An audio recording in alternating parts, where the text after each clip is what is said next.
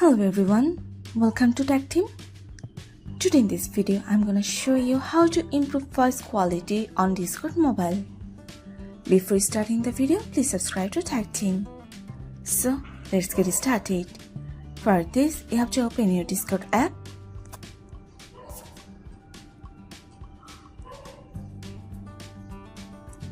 Now go to your account. Press on settings. Now scroll down. Click on voice. Now, if you want to improve voice quality on Discord mobile, here you have to select some options.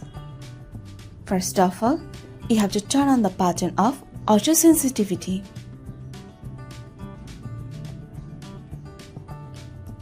Now, increase your volume.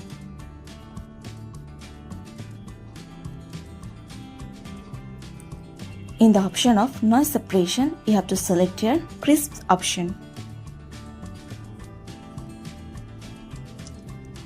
And you have to turn on the button of echo cancellation. That's it. So this is how to improve voice quality on Discord mobile. So guys, that's it.